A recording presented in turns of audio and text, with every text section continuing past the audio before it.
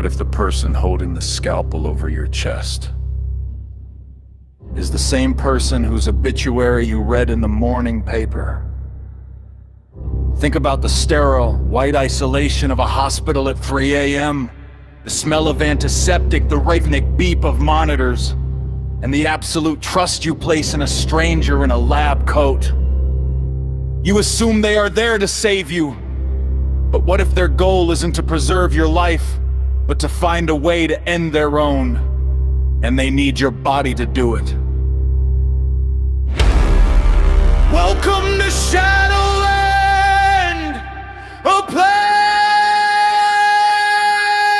where darkness breathes and silence speaks.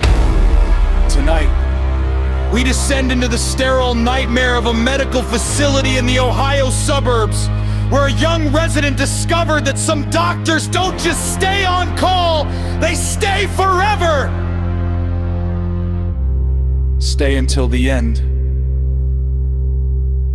If you want to know why the lights in operating room 4 never actually turn off. The night shift at St. Jude's was always heavy. A liminal space where the line between the living and the dead felt thin as surgical gauze. Dr. Miller was a first-year resident, working the kind of grueling hours that make the fluorescent lights look like they're pulsing in time with your own exhaustion. Around 2 a.m., the air went quiet. A brief, unsettling safety that every veteran nurse knows is just a breath before a scream. Miller retreated to the break room, the why me factor of his debt and lack of sleep weighing on his shoulders. That's when the intercom crackled to life.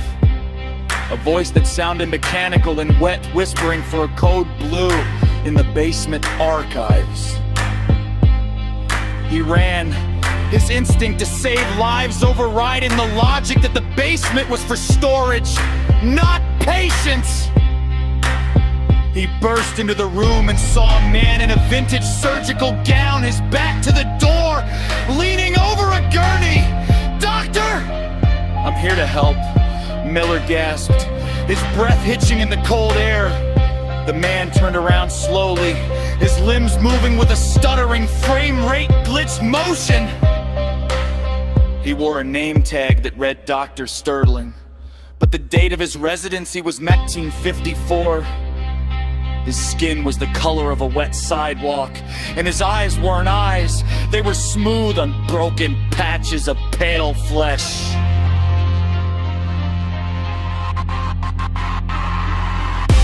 Miller backed away, his hand fumbling for the door handle, but it wouldn't budge. "I've tried everything," Sterling rasped, the voice sounding like 1,000 corrupted audio files playing at once. The heart transplant, the liver, the brain. "But I still wake up."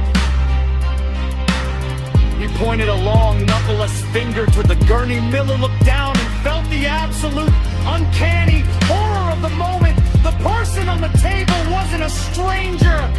It was Miller himself, his chest already cracked open, his own heart beating with a frantic mechanical rhythm. "I've died 13 times tonight," the thing whispered, stepping closer. "Maybe if I use your eyes, I can finally see the light." Miller didn't scream, he couldn't.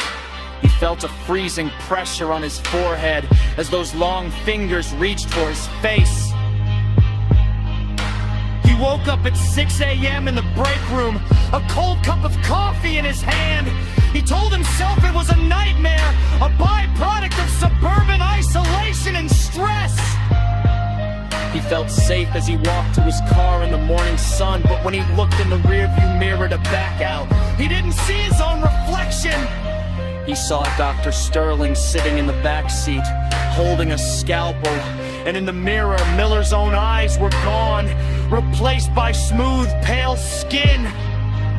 If you want to survive the next night in Shadowland, make sure to subscribe and leave a light on in the comments. It helps us find you in the dark. Sleep well. If you're sure the doctor you're seeing tomorrow still on the payroll of the living.